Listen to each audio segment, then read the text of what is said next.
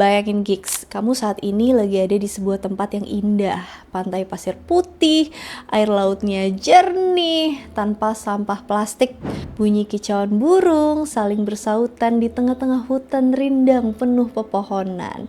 Tanpa ada pohon sawit dan tambang nikel. Penduduknya ganteng-ganteng, cantik-cantik, muda-muda, hidup damai, tentram, dan harmonis. Gak ada yang nyinyir, gak ada tetangga yang pasang tembok yang ngehalangin jalan, gak ada koruptor ataupun pemimpin yang dapat beras senilai 12 juta rupiah tiap bulan, sementara rakyatnya pada rebutan kerupuk sama kecap.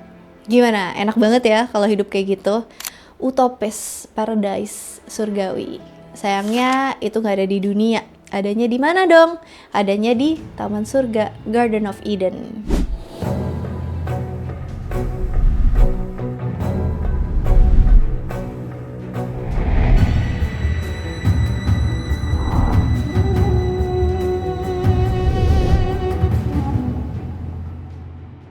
Dalam agama Abrahamik, yaitu Yahudi, Kristen, Islam, konsep Taman Surga ini udah gak asing lagi karena udah sering disebut di kitab-kitab suci. Dalam ajaran Yahudi, Eden adalah dunia kosmik, dan taman pusat dari Eden disebut Gan Eden. Kisahnya muncul dalam kitab Kejadian pasal 1-3. Eden digambarin sebagai taman Tuhan, dialiri 4 sungai, Pishon, Gihon, Tigris, dan Efrat. 2 sungai terakhir nyata secara geografis ada di wilayah Mesopotamia. Ini alasan banyak sarjana nempatin Eden secara simbolik di kawasan Mesopotamia, bukan di langit. Dalam esoterisme Yahudi, Eden punya struktur bertingkat. Yang pertama, Lower Gan Eden, tempat Adam dan Hawa tinggal di bumi. Yang kedua, Upper Gan Eden, dimensi surgawi yang jadi tempat peristirahatan jiwa-jiwa orang benar. Yang ketiga, di tengah taman bukan cuma ada 1, tapi 2 pohon utama. Pohon kehidupan, Etz HaChaim, dan pohon pengetahuan baik dan buruk, Etz HaDa'at Tofra. Dalam Yudaisme awal, ular atau nasyah digambarin sebagai hewan paling cerdik yang punya kemampuan bicara. Ular nih simbolisme dorongan jahat atau nafsu yang ada di dalam diri manusia. Dia bujuk Hawa, kalau kamu makan buah pengetahuan ini, kamu bakalan jadi seperti Tuhan, tahu tentang baik dan buruk. Sementara larangan Tuhan adalah jangan makan buah dari pohon pengetahuan. Dalam tradisi Yahudi awal, pengetahuan ini adalah kesadaran moral dan otonomi. Berarti manusia yang menentukan sendiri, baik buruk bukan bersumber dari Tuhan. Karena Adam dan Hawa melanggar larangan ini, mereka pun diusir dari Eden. Bukan untuk menghukum, tapi mengajarkan manusia tentang konsekuensi dan tanggung jawab, serta mencegah manusia memakan buah dari pohon kehidupan yang bisa memberikan keabadian. Sedangkan dalam ajaran Kristen, secara faktual, konsep Garden of Eden ngambil teks dari kitab Kejadian 1-3, tapi memberikan interpretasi yang berbeda melalui tulisan Paulus dalam Perjanjian Baru. Di antaranya, dosa asal atau original sin, Adam tidak hanya membuat kesalahan pribadi, dia dianggap mewakili seluruh umat manusia. Ketika Adam melanggar, benih dosa itu menular ke seluruh keturunannya. Dalam tradisi Kristen, identitas ular di Eden diidentifikasi sebagai iblis atau setan yang menyamar, bukan sekedar ingin menguji manusia, tapi ingin menghancurkan mahakarya Tuhan karena kecemburuan dan pemberontakannya sendiri di surga. Bagi umat Kristen, Eden bukanlah tempat yang hilang selamanya, tapi tempat yang akan dikembalikan di akhir zaman, menurut kitab Wahyu. Di akhir Alkitab, deskripsi Yerusalem baru itu mirip banget dengan Eden. Ada sungai air kehidupan dan pohon kehidupan yang berbuah setiap bulan. Sedangkan dalam ajaran Islam, Al-Quran dan Hadis, narasinya memiliki kemiripan namun dengan perbedaan teologis yang sangat fundamental nih. Eden bisa diartikan jannah atau Jannatul Adn. Digambarin sebagai tempat di mana manusia tidak akan merasa haus, lapar, tidak akan merasa panas matahari, dan tidak akan merasa lelah. Segala kebutuhan disediakan secara instan melalui kehendak Tuhan. Dalam Islam, Adam diciptakan untuk menjadi khalifah, wakil atau pemimpin di bumi sejak awal. Yang menggoda Adam dan Hawa bukan cuma sekedar ular secara fisik, tapi iblis dari golongan jin yang memiliki dendam karena diperintahkan bersujud kepada Adam, tapi menolak. Berbeda dengan konsep dosa asal, Al-Quran, tepatnya di surah Al-Baqarah, mencatat bahwa Adam dan Hawa bertobat dan Tuhan mengampuni mereka. Setiap bayi yang lahir di dunia setelah Adam dianggap fitrah atau suci dan bersih, tidak membawa beban dosa kakek buyutnya ataupun nenek moyangnya.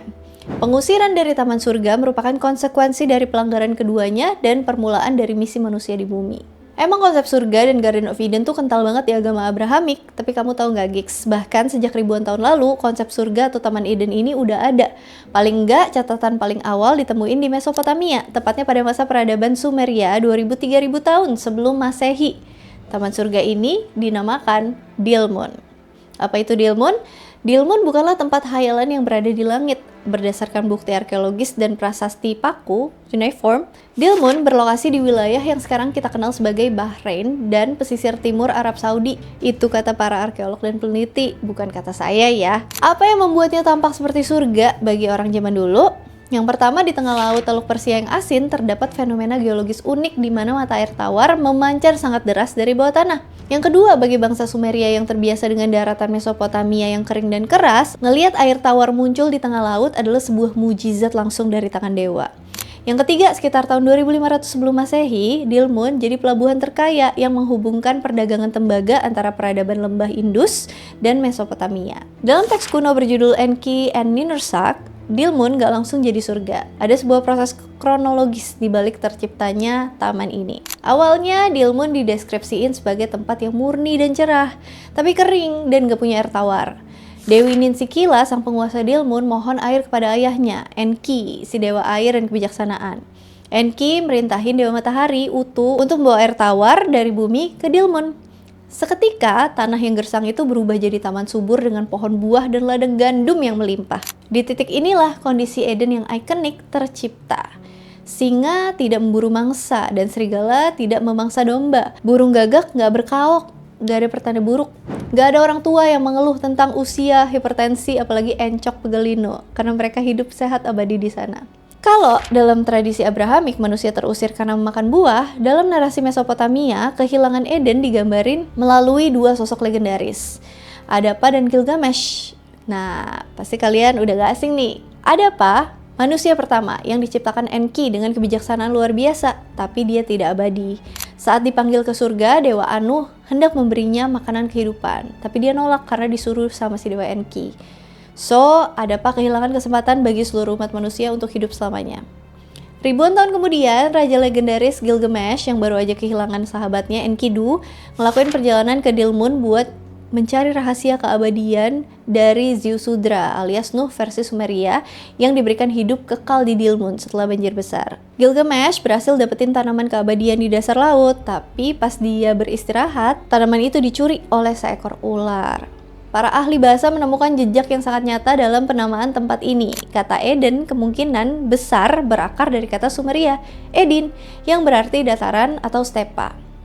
Dari Mesopotamia kita geser dikit ke kanan, ke Persia tahun 1500 sampai 600 sebelum Masehi. Bagi bangsa Persia yang hidup di wilayah yang sangat kering dan sering diterjang badai pasir, konsep surga tuh bukanlah sebuah padang rumput hijau yang terbuka luas. Bagi mereka, surga adalah sebuah ruang tertutup yang terlindungi. Dinding adalah simbol pemisah antara chaos dengan order atau kekacauan dengan keteraturan. Dalam bahasa Persia kuno atau Avestan, keliling atau mengelilingi adalah pairi dan tembok atau pagar adalah daeza.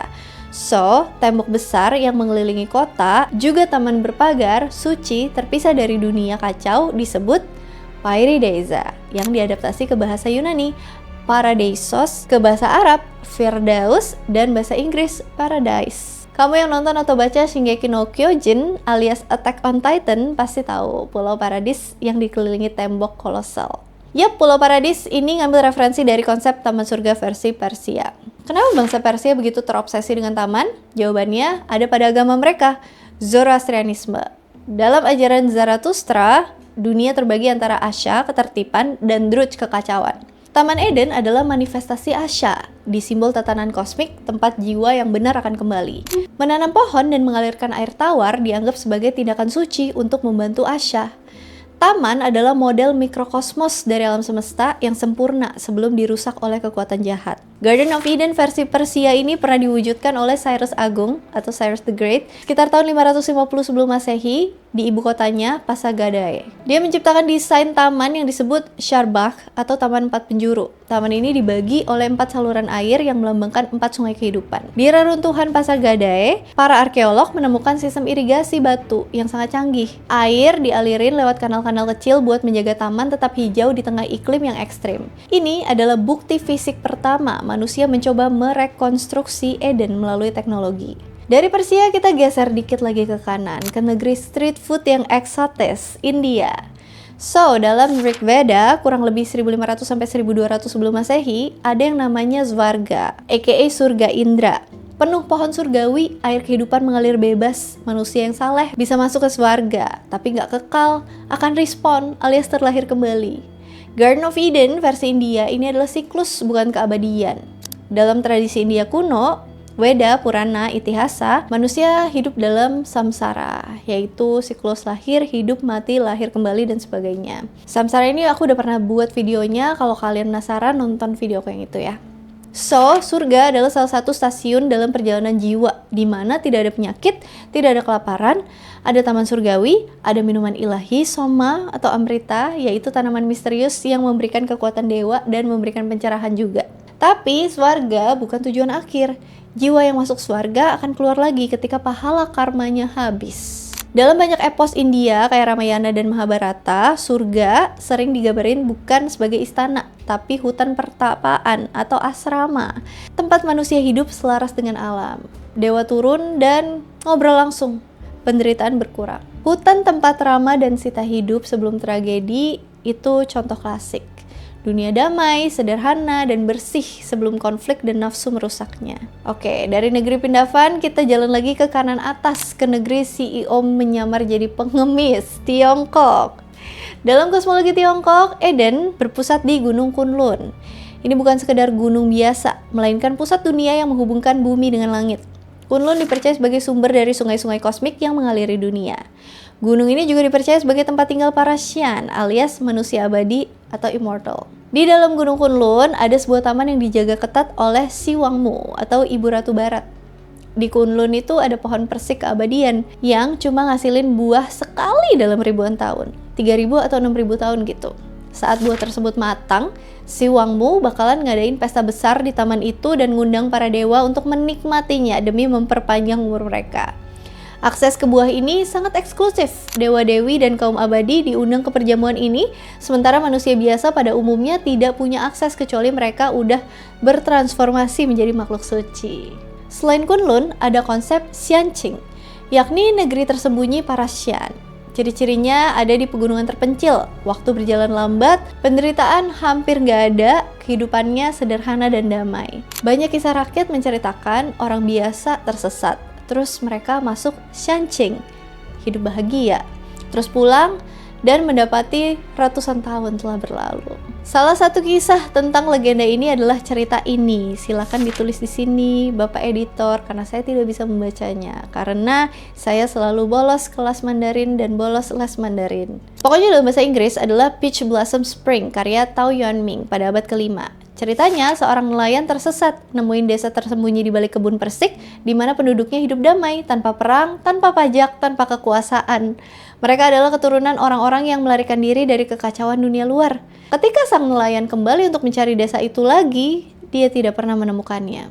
Next, kita nyebrang ke Jepang. Dalam kitab Kojiki yang ditulis pada 712 Masehi, sejarah dunia dimulai di Takamagahara, tempat tinggal para Amatsukami atau Dewa Langit. Tempat ini digambarin sebagai dunia yang sangat terang, murni, dan penuh harmoni, bebas dari kekotoran, dan gak ada kematian. Dari sinilah Amaterasu, Dewi Matahari, Tsukuyomi, Dewa Bulan, Susanoo, Dewa Badai dilahirin dan berkuasa. Takamagahara bukan taman fisik, ini tuh kayak realitas tingkat tinggi. Kalau Takamagahara adalah asal-usul di langit, maka Tokoyonokuni adalah Eden yang berada di cakrawala laut. Ini adalah konsep yang paling mendekati taman surga. Tokoyonokuni adalah sebuah pulau misterius di mana waktu berhenti.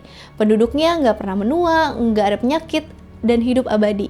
Sama kayak pohon kehidupan di Eden, di Tokoyo tumbuh pohon Tachibana, sejenis jeruk purba. Legenda mengatakan bahwa aroma dan buahnya memberikan hidup kekal. Kaisar Suinin pernah ngutus seorang pria bernama Tajima Mori untuk pergi ke Tokoyo buat nyari buah Tachibana. Setelah perjalanan bertahun-tahun, Tajima Mori berhasil nemuinnya. Tapi pas dia balik, sang kaisar udah wafat. Tajima Mori pun meninggal karena kesedihan di makam sang kaisar. Ini adalah narasi tragis tentang gimana sulitnya manusia membawa surga ke dunia nyata. Dari Jepang, kita beralih ke Mesir. Bagi orang Mesir kuno, surga adalah tempat yang harus dicapai kembali setelah kematian. Tempat ini disebut Seket Aru atau ladang alang-alang. Tapi buat masuk ke sini, jantung sang mayat harus lebih ringan dari bulu kebenaran atau ma'at saat penimbangan jantung di pengadilan Osiris. Pada waktu roh melakukan perjalanan di Duat bareng Ra. Aku udah cerita lengkap tentang ini di video Book of the Dead. nonton aja video yang itu supaya kamu lebih ngerti ya. Jadi, Aru dideskripsikan sebagai cerminan dari Mesir yang sempurna. Di sana ada sungai Nil yang jernih, ladang gandum yang tingginya melebihi manusia, dan pohon-pohon buah yang selalu ranum. Di Aru, nggak ada penderitaan, nggak ada kelaparan. Penduduknya hidup dalam kedamaian abadi bersama kerabat mereka yang udah meninggal dan para dewa. Tapi buat masuk sini, jantung mereka harus ditimbang sama Dewa Anubis melawan bulu Ma'at. Kalau jantungmu lebih ringan atau sama dengan bulu Ma'at, kamu boleh masuk ke Sekhet Aru. Tapi kalau jantungmu lebih berat karena dosa, kamu akan dimakan oleh monster Amet dan kehilangan kesempatan masuk ke surga selamanya. Urusan di Mesir udah beres, sekarang kita lanjut ke Yunani. Saat Hera menikah dengan Zeus, Gaia atau Ibu Bumi ngasihin hadiah pernikahan berupa pohon dengan apel emas yang bisa memberikan keabadian. Lokasinya misterius, terletak di ujung barat dunia, dekat pegunungan Atlas di Afrika Utara. Di tepi samudra yang melingkari bumi, Hera nugasin para nymph dan seekor naga atau ular berkepala 100 bernama Ladon buat menjaga pohon itu. Manusia dilarang masuk ke sini, cuma dewa dan pahlawan yang boleh. Tapi Hercules berhasil nembus taman ini dalam tugasnya yang ke-11, yaitu mencuri apel emas dan menyerahkannya ke Raja Eurystheus. Selain Taman Hesperides, ada juga Elysium, Eden yang menanti di akhirat. Ini tuh tempat para pahlawan, diperuntukkan bagi kerabat dan turunan dewa, pahlawan besar, dan orang-orang saleh. Elysium adalah hadiah untuk yang menjalani hidup dengan benar dan jujur. Pasti koruptor udah nggak bisa kesini deh. Pada era Homer, kurang lebih di abad ke-8 sebelum Masehi, dalam karya Odyssey, Elysium bukan buat orang baik, tapi untuk orang yang punya koneksi alias orang dalam. Gak beda jauh sama cara masuk perusahaan besar di zaman now. Kalau kamu punya darah dewa atau nikah dengan keluarga Zeus, kayak si Menelaus, kamu bakal dikirim ke sini. Lokasinya juga bukan di bawah tanah, tapi di tepi dunia, di pinggir samudra Oceanus. Pada era Virgil, abad ke-1 sebelum Masehi, dalam karya Romawi Aeneid, konsepnya berubah total. Elysium pindah ke bawah tanah, bagian dari Hades, dan jadi surga moral. Di sini yang masuk adalah para pahlawan, pendeta suci, penyair hebat, dan orang-orang yang membuat hidup manusia lebih baik. Seperti apa rasanya di sana? Penyair Yunani gambarin Elysium dengan sangat detail supaya manusia iri dengki. Iklim sempurna, nggak ada salju, nggak ada badai, nggak ada hujan deras, tanahnya subur dengan hasil panen yang melimpah. Angin sepoi-sepoi ditiupin dari samudra untuk mendinginkan para penghuninya, kayak AC otomatis, gratis pula. Tapi jangan salah, penghuni Elysium nggak cuma rebahan, mereka ngelakuin apa yang mereka sukai saat hidup. Berkuda, olahraga, bermain musik, atau berdiskusi filsafat di bawah pohon-pohon yang berbunga emas. Bisa main padel nggak ya di sana? Selain itu, Elysium juga punya matahari dan bintang-bintangnya sendiri, terpisah dari langit dunia atas. Dalam beberapa tradisi, kayak Pindar dan Hesiod, ada tempat yang lebih eksklusif lagi di dalam Elysium yang disebut Fortunate Isles atau Isles of the Blessed. Buat masuk ke sini, sebuah jiwa harus mencapai Elysium, terus milih untuk berinkarnasi kembali ke dunia manusia. Kalau dia berhasil masuk ke Elysium 3 kali berturut-turut dalam 3 kehidupan yang berbeda, dia akan dikirim ke Isles of the Blessed. Salah satu bagian paling faktual tapi sering terlupakan adalah hubungan Elysium dengan sungai Lethe atau sungai kelalaian. Menurut Virgil, jiwa-jiwa di Elysium tidak tinggal di sana selamanya. Setelah 1000 tahun menikmati surga, mereka dipanggil oleh dewa untuk minum air dari sungai Lethe. Air ini ngapus seluruh memori mereka tentang surga dan kehidupan sebelumnya, supaya mereka bisa kembali ke bumi dalam tubuh baru, alias reinkarnasi tanpa membawa ingatan surga. Oke, sekian dari Yunani, sekarang kita ke Skandinavia, tempat mitologi Nordik berasal. Setelah Odin dan saudara-saudaranya nyiptain dunia dari tubuh raksasa Ymir, mereka membangun sebuah tempat tinggal bagi para dewa yang disebut Idafol atau dataran Edel atau dataran yang selalu bersemi. Di Idafol, para dewa bangun kuil-kuil megah dan bengkel kerja. Mereka nyiptain perabot dan alat-alat dari emas murni. Di masa ini nggak ada peperangan, nggak ada kekurangan, nggak ada penderitaan. Alamnya harmonis, bumi masih segar dan hijau, dan para dewa hidup dalam kebahagiaan tanpa terganggu. Kedamaian Idafol terhenti secara mendadak ketika 3 raksasa wanita sering diidentikan dengan para Norn atau Dewi Takdir, yaitu Urd, Verdandi, dan Skuld. Mereka tuh datang dari Jotunheim. Kehadiran mereka bawa konsep usia tua, nasib buruk, dan kematian ke dunia para dewa. Masa muda yang abadi kini harus dipertahankan dengan mengkonsumsi apel emas milik Dewi Idun. Selain Idafol, ada lagi satu konsep taman surga versi Norse. Saat kiamat, Ragnarok menghancurkan seluruh alam semesta, dan api Surd membakar dunia dan bumi tenggelam ke laut, sebuah dunia baru akan bangkit. Disinilah Eden yang permanen muncul. bernama Gimle, sebuah bangunan yang lebih indah dari istana raja, lebih terang daripada matahari, lebih cerah daripada wajah artis Korea yang tiap malam pakai krim malam. Gimle digambarin sebagai bangunan paling indah yang pernah ada dalam seluruh 9 alam. Secara faktual, menurut teks Gylfaginning dalam Prosa Edda karya Snorri Sturluson, Gimle nggak berada di bumi atau Midgard ataupun di Asgard. Gimle terletak di ujung selatan langit di wilayah yang disebut Vidblain atau langit ketiga. Beda sama Valhalla atau Folkvang yang bisa hancur saat Ragnarok, Gimle ini bersifat permanen. Ini adalah rumah bagi orang-orang baik dan jujur dari segala zaman. Siapa aja sih yang tinggal di situ? Gimle adalah tempat untuk pasangan manusia yang selamat, Liv dan Leiftraser, yang keluar dari persembunyian mereka di pohon Yggdrasil dan menjadi leluhur baru bagi manusia yang menghuni Gimle dan dunia baru. Terus ada putra-putra Odin, Vidar dan Vali, serta anak-anak Thor, Magni dan Modi yang bakal mimpin di sana. Bahkan Balder, dewa cahaya yang mati karena pengkhianatan Loki, itu akan bangkit kembali dari dunia kematian untuk tinggal di Gimle. Dalam Voluspa disebutin bahwa kejahatan tidak akan lagi ada di Gimle. Naga Nidhogg yang memakan mayat dan kekacauan masa lalu itu udah musnah. Di Gimle, orang-orang yang jujur dan baik akan tinggal selamanya dalam kebahagiaan. Ini adalah surga yang dijanjikan setelah siklus penderitaan dunia berakhir. Sekarang kita ke daratan Amerika Tengah. Dalam mitologi Mesoamerika, khususnya tradisi Aztec atau Nahua dan Maya, konsep Eden atau tempat asal yang murni dikenal dengan nama Tamoanchan. Secara etimologi, Tamoanchan sering diartikan sebagai kita mencari rumah kita atau tempat turunnya kabut. Dalam hierarki alam semesta Aztec, Tamoanchan terletak di salah satu lapisan dari 13 langit, tapi dia juga terhubung dengan bumi lewat Gunung Suci. Tempat ini bukan sekedar taman bunga, tapi laboratorium kosmik tempat kehidupan manusia dirancang. Di Tamoanchan, manusia diciptakan dari campuran jagung, tulang belulang manusia masa lalu yang dicuri dewa Quetzalcoatl dari dunia bawah, terus disiramin dengan darah para dewa. Digambarin sebagai taman yang penuh dengan bunga-bunga yang tidak pernah layu, burung-burung tropis dengan bulu zamrud, dan pohon-pohon yang mengeluarkan nektar suci. Di tengah Tamoanchan tumbuh sebuah pohon bunga yang sangat indah, sering diidentikan dengan pohon Xochitlcacan. Para dewa dilarang keras untuk memetik bunga dari pohon itu. Tapi Dewi Cinta dan Kecantikan, Xochiquetzal, juga dewa lainnya dalam beberapa versi termasuk Tezcatlipoca, gak bisa nahan keinginan mereka. Mereka metik bunga-bunga itu. Sebuah simbol metafora untuk nafsu seksual dan kesenangan duniawi yang gak terkendali. Begitu bunga dipetik, pohon itu patah dan berdarah. Ini adalah momen dosa asal di Mesoamerika. Karena pelanggaran ini, para dewa diusir dari Tamoanchan dan dipaksa turun ke bumi untuk menjalani kehidupan yang penuh dengan kerja keras, waktu, dan kematian. Selain Tamoanchan, suku Maya punya konsep Xibalba atau dunia bawah yang penuh ujian, dan Tlalocan, surga dewa hujan. Tlalocan ini adalah Eden bagi mereka yang meninggal karena air atau petir. Di sana cuaca selalu musim semi, hijau dan penuh dengan makanan. Ini adalah tempat peristirahatan yang damai, mirip dengan konsep Elysium di Yunani atau Aru di Mesir. Akhirnya, setelah kita study tour ke berbagai macam Garden of Eden di seluruh dunia, kita balik lagi ke negeri kita tercinta Indonesia. Ada nggak sih mitos atau legenda Taman Surgawi? Pastinya ada dong. Di berbagai budaya Indonesia, Eden itu disebut dengan nama berbeda. Kayangan, Suralaya, Banua, Ginjang, Langi, Paseban Agung, Taman Pusaka, dan sebagainya. Dalam legenda Batak, manusia pertama, si Raja Batak, dipercaya turun dari langit Banua Ginjang ke bumi di puncak gunung Pusuk Bukit oleh Mulajadi Nabolon, sang pencipta. Awalnya, manusia hidup dekat dengan sang pencipta sebelum akhirnya terpisah oleh urusan duniawi. Bagi masyarakat Batak, Eden punya koordinat geografis yang jelas.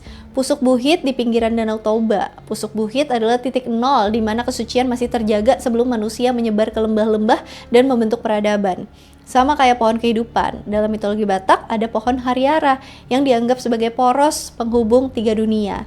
Dunia atas Banua Ginjang, dunia tengah Banua Tongga, dan dunia bawah Banua Toru. Di legenda Sunda Wiwitan ada konsep Sasaka Pusaka Buana, sebuah titik nol dunia yang murni di mana harmoni antara manusia dan alam dijaga dengan sangat ketat, kayak di komunitas Baduy hari ini. Dalam filosofi Sunda kuno, konsep surga atau tempat asal yang murni disebut kayangan atau tempat para hyang atau dewa. Menurut kepercayaan Sunda Wiwitan, ada sebuah tempat yang dianggap sebagai inti dunia atau Eden yang tersisa. Lokasinya dipercaya berada di wilayah Kanekes. Di tempat ini, manusia harus hidup dalam kemurnian total, tanpa teknologi modern, tanpa alas kaki, dan selaras dengan alam. Kalau tempat ini tercemar, maka dunia akan kiamat. Ini adalah narasi Eden yang unik karena mereka percaya surga itu masih ada di bumi dan harus dijaga. Di Tanah Toraja, menurut kepercayaan Aluk Todolo, nyebutin manusia pertama turun dari langit lewat tangga surgawi. Surga mereka adalah tempat di mana jiwa kembali ke asal mula yang damai. Konon, dahulu ada tangga langit yang menghubungkan bumi dengan surga. Manusia bisa naik turun untuk meminta nasihat atau api kepada dewa. Eden Toraja berakhir karena seorang manusia ngelakuin kesalahan fatal, sering dikaitkan dengan pelanggaran janji atau moralitas yang menyebabkan tangga tersebut runtuh. Sejak saat itu manusia terputus dari dewa dan harus melalui ritual kematian yang rumit buat bisa pulang ke surga. Di Bali, konsep Eden berpadu dengan Hinduisme, menciptakan narasi swarga loka. Gunung Agung dianggap sebagai replika Gunung Meru atau pusat semesta. Di puncaknya dipercaya terdapat taman para dewa yang penuh dengan pohon-pohon surgawi dan air suci amerta. Bagi masyarakat Bali, Eden bukan cuma tempat di masa lalu, tapi sebuah kondisi yang diciptakan melalui harmoni antar manusia, Tuhan, dan alam yang dikenal dengan istilah Trihitakarana. Oke gigs, kalau ngomongin surga dunia, Indonesia tuh udah cocok dapet predikat ini. Pantai indah, hutan hijau asri dan lestari, masyarakatnya ramah. Tapi faktanya sekarang bukannya Eden, tapi Edan. Gimana nggak Edan? Alamnya rusak, bencananya marak, pemimpinnya tamak. Yang nonton video ini nggak nge-like. Yang terakhir itu yang paling parah. Ayo kita nge-like. Maksudnya kita jaga dan perbaiki kelestarian alam dan sosial supaya surga dunia ini tetap terjaga. Seperti biasa, kalau misalnya mau ditambahin, ada yang mau di request, ada yang mau dikoreksi, ada yang mau didiskusikan, komen aja di kolom komentar. And as always, thank you so much for watching. I hope you guys like it and I'll see you again on my next video. Bye!